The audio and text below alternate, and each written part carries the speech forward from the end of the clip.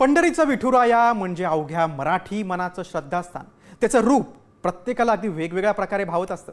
राज्याच्या कानाकोपऱ्यातून विठ्ठलाच्या जयघोषात दिंड्या निघाल्यात. वारी आणि मी या आमच्या विशेष कार्यक्रमात तुकाराम महाराजांच्या अभंगातून वारी आणि वारकऱ्यांच्या नात्याविषयी सांगत आहेत हबप ज्ञानेश्वर महाराज बनकर. नमस्कार, रामकृष्ण हरी.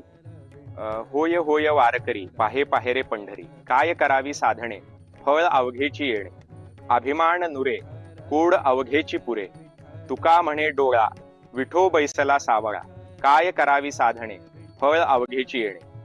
जगद्गुरु तुकोबारायांचा हा जो अभंग आहे, हा वारकरी संप्रदायाचं, वारीचं आणि पांडुरंगाचं महात्म्य सांगणारा अशा स्वरूपाचा हा अभंग आहे. या अभंगामध्ये जगद्गुरु तुकोबारायांनी वारीचं महात्म्य सांगताना असं म्हटलेलं आहे की तुम्ही वारकरी होऊन पंढरपूर बघा.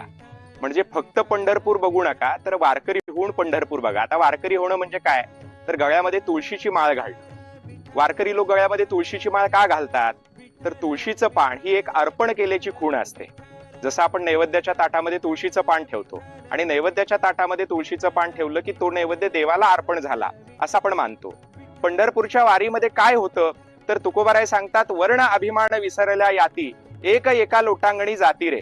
म्हणजे जातीचा, वर्णाचा अभिमान विसरून लोक एकमेकांच्या पायी लागतात. हे पंढरपुराचं त्या काळचं वर्णन तुकोबारायांनी केलेलं आहे. पंढरपूरचा पांडुरंग हा एक आगळ्या वेगळ्या स्वरूपाचा असा देव आहे आणि तो संतांनी सांगितलेला आहे. आम्ही त्याच्या भेटी करता येतो ते काही नवस करण्याकरता किंवा फेडण्याकरता येत नाही. आम्ही पंढरपूरला येतो ते पांडुरंगाचं प्रेम मिळवण्याकरता. आणि म्हणून तुकोबाराय म्हणतात, गात जागा गात जागा, प्रेम मागा विठ्ठला. आम्ही विठ्ठलाला प्रेम मागण्यासाठी गात गात आवडीने येतो.